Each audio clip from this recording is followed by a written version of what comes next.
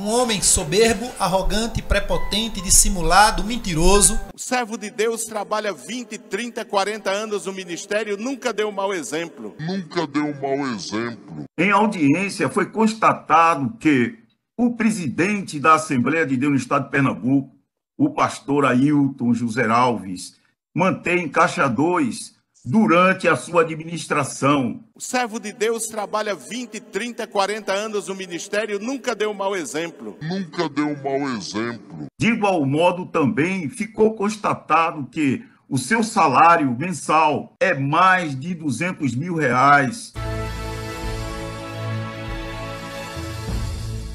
Esses dias você teve uma vitória muito grande através de um dos processos que foi feito pela igreja, né? Para a sua pessoa. Exato. Márcio, esse processo nós consideramos o processo mais importante porque, primeiro, que foi um processo impetrado por um pastor, né? Um pastor contra a minha pessoa e de outro irmão, alegando que nós o estávamos difamando, caluniando, injuriando, né? Tudo mentira, ficou provado nos autos. O juiz que julgou esse processo aqui, inclusive eu quero dizer o número do processo, porque toda a população, qualquer pessoa tem acesso, só é entrar lá no Google, TJPE, Tribunal de Justiça de Pernambuco, e acessar o processo pelo número. Vou repetir o número do processo: 00151-976-85.2018.8.17.0001. Está ali todo o processo e a sentença. Esse processo ele é acessível a todos. Acessível a todos. E para nossa tristeza, ao mesmo tempo que nós comemoramos, eu não comemoro a vitória pessoal, eu comemoro a vitória da verdade. Infelizmente, muitos que se dizem homens de Deus e que têm manchado a história da igreja, têm manchado inclusive, pastor, a sua condição de pastor.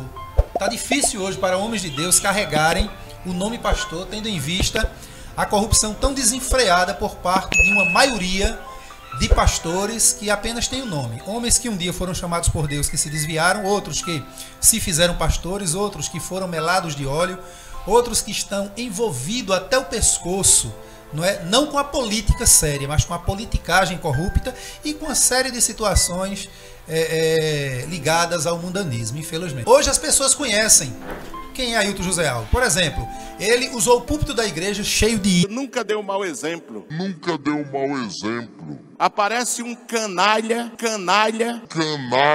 para me chamar de chefe de quadrilha, chefe do bando, E hoje todo mundo sabe, não é, senhor Ailton José Alves? Olha aqui nos meus olhos, porque o senhor não tem coragem de encarar a gente pessoalmente, mas quem sabe, se o senhor não tiver coragem de olhar nos meus olhos, os seus vassalos e as seclas olharão e levarão para o senhor.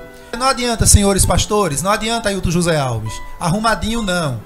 O senhor entrou em um patamar de pecado, um patamar de desvio de conduta tão grande, tão sério, que o único remédio para o senhor, se o senhor ainda quiser a salvação, caminhar para o céu, chegar um dia na eternidade, o senhor precisa passar pela disciplina eclesiástica, a disciplina imposta por Deus através da igreja, o tratamento. O senhor precisa voltar para os bancos, ser tratado como qualquer membro, qualquer crente que quer ir para o céu. Porque os seus pecados são pecados para a morte. E sendo pecado para a morte, tem que passar pela disciplina. Nunca deu um mau exemplo. O pastor tem parentes em cargo de direção na igreja? Tem parentes. O pastor vice-presidente é filho do pastor presidente. Meu garoto! Meu pai. O exemplo do líder principal da Assembleia de Deus Pernambuco, o senhor Ailton José Alves, é um exemplo que não deve ser seguido por ninguém. Por ninguém.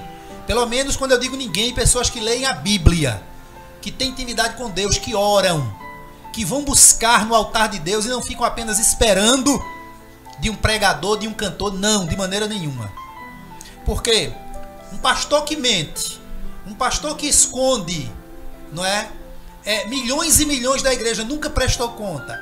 Um pastor que maquina projetos contra obreiros. Um pastor que tem medo de receber obreiros que podem dizer olho no olho, como eu estou dizendo aqui para o senhor Ailton, olho no olho. O senhor precisa, pastor, retroceder. O senhor precisa ter mais educação ao falar com as pessoas. O senhor é pai de família, o pastor fulano de tal também é. Trate bem. E não receba as pessoas no seu gabinete dando murro, tapa no gabinete, gritando, berrando, a ponto dos pastores saírem de lá humilhados, chorando. Senhor Ailton, a nossa batalha, ela é dupla. É contra os pecados praticados pelo senhor. Não é contra o senhor não, senhor Ailton, não.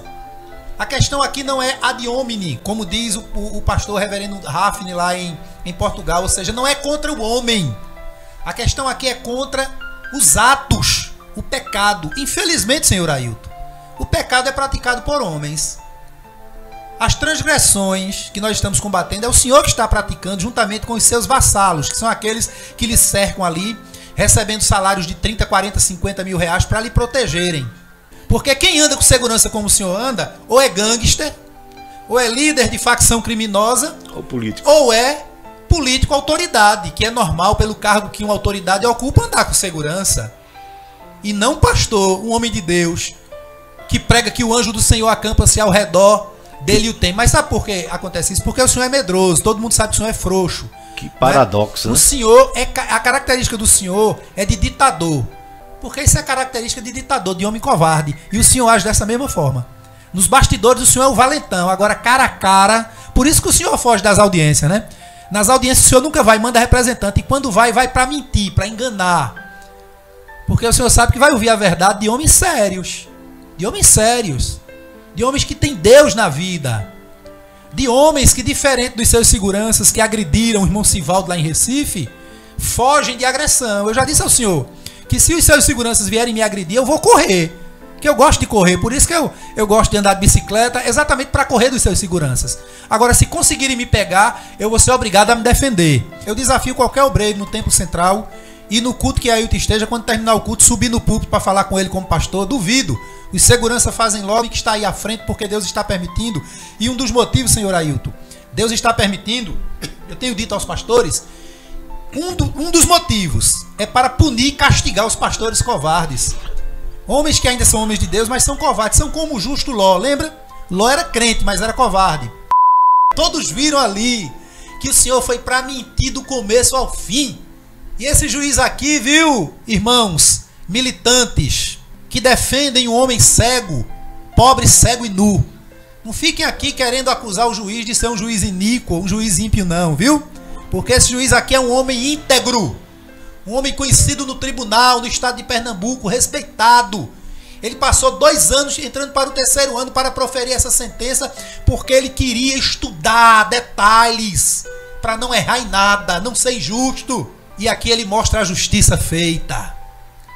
Como é que um pastor não tem generosidade, não tem sinceridade, não tem benevolência? E ficou provado, não é? Quando o juiz perguntou, senhor Ailton, o senhor deseja a condenação dos rapazes, no caso da minha pessoa e do irmão Sivaldo? Ele disse, sim, senhor. Como é, rapaz? Foi. Inclusive está citado aqui, Márcio. Está citado. Nessa audiência aqui, o juiz, esse mesmo juiz aqui, perguntou ao Ailton José Alves, pastor, o senhor deseja a condenação desses rapazes? Ele respondeu na bucha, desejo sim. Se ele fosse um homem que tivesse um resquíciozinho, um tantinho assim, de humildade e de homem de Deus, ele tinha dito, não, meritíssimo. Quem condena é a justiça, quem absolve e condena é a justiça. Eu estou aqui buscando justiça. É o senhor que vai decidir. Era assim que ele deveria responder. Ele, ao dizer eu quero a condenação, ele usurpa para si a condição de juiz. Teve um pastor essa semana que me disse, irmão Giovanni, Ailton transformou a nossa igreja em uma seita. Infelizmente. Olha, a coisa é tão séria quando você fala, é aquela cadeira do meio. Qualquer pessoa pode chegar em qualquer congregação da Assembleia de Deus Pernambuco que tem uma cadeira ali no púlpito no meio, que ninguém pode sentar. Eu presenciei uma cena que eu tive que intervir há anos, mais ou menos uns 8 anos para 10 anos, né? Na igreja, o pessoal ensaiando no momento de ensaio, e um pré-adolescente, ainda criança, mais ou menos 11 anos, sentou na cadeira do meio, brincando ali, né? Meu irmão, teve um presbítero que saltou com 4 pedras na mão, como se aquela criança tivesse praticado o maior crime, o maior pecado do mundo. E aí eu tive que intervir. Eu disse, meu irmão, que negócio é esse? Repreender uma criança pelo fato de ter Sentado ali naquela cadeira, a cadeira do todo-poderoso Ailton José Alves. E tem pastor que diz assim. Né? É o cúmulo. Tem pastor que diz assim, olha, diz assim. Eu já ouvi. Irmão, olha, ninguém pode sentar nessa cadeira porque aqui tá o anjo do Senhor. O anjo tá aqui, olha. Ele tá aqui. Deixa eu dizer uma coisa para todos vocês, igreja do Senhor. Isso é coisa do inferno, irmãos.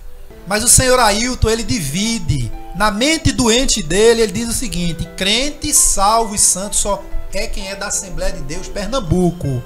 Quem for para a Assembleia de Deus Missionária, para a Assembleia de Deus Campo Jordão, para a Assembleia de Deus Adeceara, para a Assembleia de Deus Abreu e Lima, para Batista, para Presbiteriana, não é crente. Inclusive, não vai para o céu. Na mente de Ailton é isso. Ailton, tudo que quer, ele compra. Tudo que quer, ele usa o dinheiro, milhões e milhões da igreja. Que ainda, infelizmente, muitos irmãos estão dizimando e ofertando. E aqui vai um recado para os membros, para as pessoas, os irmãos e irmãs obreiros que ofertam, que dão dízimo na Assembleia de Deus Pernambuco. Parem de dar, vocês não estarão pecando, não. Deem em outras igrejas que precisam, comprem cestas básicas para os necessitados. Visite aí na sua rua que você vai ver que tem muita gente passando privação, necessidade. Pare de financiar esse sistema de seita e de casta que foi implantado dentro da Assembleia de Deus Pernambuco pelo senhor Ailton José Alves. Nada disso aqui estaria acontecendo se o senhor Ailton José Alves, em uma atitude de soberba, arrogância e prepotência, não quisesse prejudicar a nós, aos irmãos, ao invés de chamar para conversar e ouvir a verdade e reconhecer que é um homem ímpio, travestido de homem de Deus, e que precisa passar pelo crivo da disciplina eclesiástica. Repito aqui, irmãos, o presidente da Assembleia de Deus Pernambuco, Ailton José Alves, não é exemplo de vida cristã para ninguém. Ailton José Alves é um homem que não tem generosidade, não tem sinceridade, não tem benevolência. Pelo contrário, é um homem que faz de tudo para processar as pessoas e trazendo perante a justiça um desfile de vaidade, de entulho, de ironia, de insulto, de deboche e de citações grosseiras, pastor Eurico.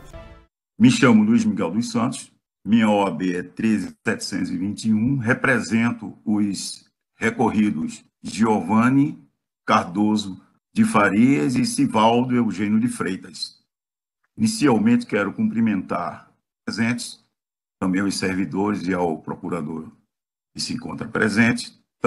Quero, de início, ressaltar que tanto o Ministério Público Estadual como também a Procuradoria de Justiça opinaram pelo improvimento do presente recurso exatamente por conta de sua admissibilidade processual, porque há uma confusão entre a figura da entidade religiosa, a Igreja, a Assembleia de Deus, e seu presidente. As críticas formuladas através de vídeos, através de mensagens, foram direcionadas à administração e não à figura da entidade religiosa.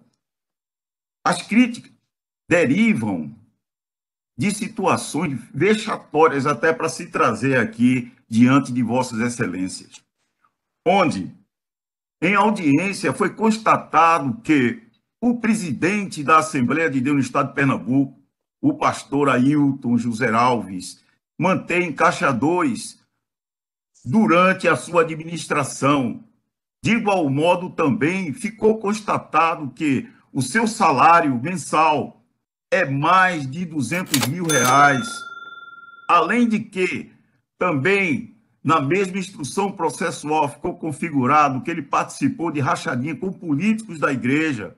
Jesus! Assim também, como desvio de R$50 mil para patrocínio de candidatura eleitoral. Que coisa absurda. Diante de todos esses absurdos, não se pode, nenhum membro, se insurgir e criticar essa postura, inclusive de receber arrecadação para a construção de um megatemplo em torno de R$380 milhões e não prestar contas de sua administração.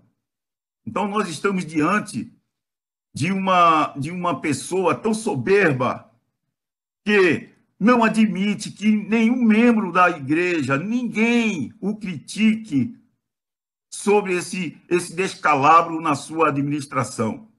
Diante de tais fatos, tanto o Ministério Público Estadual como o doutor Aubry, que foi o juiz que sentenciou em primeiro grau, destacaram situações comprovadas em audiência de extrema superioridade do pastor presidente diante do próprio juiz e do promotor. Segundo o doutor Aubry, ele se portou com superioridade diante do magistrado e do promotor, inclusive mencionando que era amigo pessoal do governador, no sentido de intimidar a doutora Aubry. Além do fato de que ele se posta dessa maneira, não só diante da que peça ou se identifique com a prestação de contas, ele nega, além de negar, move ações. Essa não é a primeira. Existe uma média de 10 ações do pastor Ailton contra seus membros da igreja, e tudo isso com a arrecadação de dízimos e ofertas. Ele faz esse tipo de perseguição, inclusive o recorrido Giovanni Cardoso é oficial de justiça do TJPE e ele entrou na corregedoria para tentar a sua demissão. Então, além de ser um homem perseguidor, ele não se satisfaz e tenta a perda do cargo do oficial, que, por acaso, sendo um dos seus críticos durante toda a sua administração. Diante de toda a situação, não se verifica a legitimidade ativa para o prosseguimento da ação ou até o seu recebimento. Por quê? Porque todas as críticas não foram direcionadas à entidade religiosa, e sim ao seu pastor presidente, que infelizmente está há mais de 22 anos no cargo, e é um cargo vitalício que dá o direito dele não, de modo algum, prestar contas das fortunas que passam pelo erário da igreja. Esse dinheiro, a membresia procura saber onde estão esses milhões de reais. Tudo isso, Vossas Excelências, foram descritos em audiências. Foram ouvidas testemunhas que testificaram todo esse arrazoado que eu estou passando para Vossas Excelências. Então, a gente está diante de um caso que, além de não se conformar com a absolvição, que o doutor Aubry não encontrou provas para que incitasse uma condenação, e ainda há o apelo no sentido de ainda tentar uma condenação para seus próprios membros e críticos.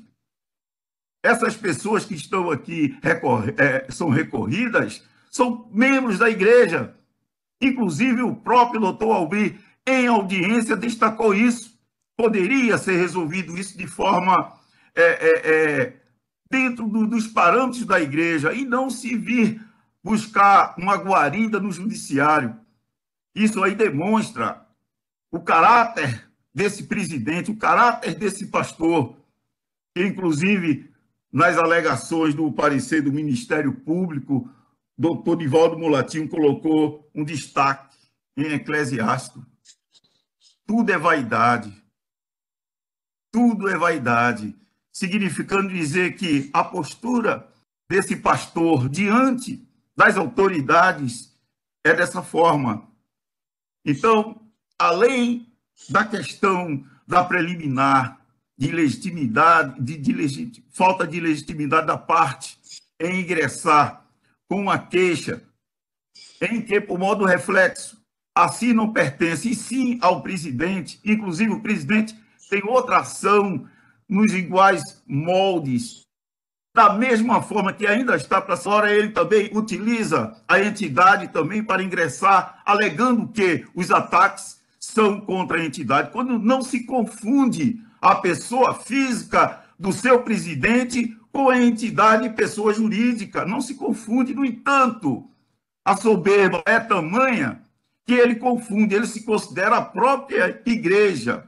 Então, Vossa Excelência, eu peço que seja mantida a decisão de primeiro grau, onde doutor Aubry dá uma verdadeira aula de simplicidade e uma verdadeira aula de humildade e retidão. Por esse motivo, eu peço a Vossas Excelências que julgue improvido o presente apelo, mantendo-se na íntegra a decisão de primeiro grau.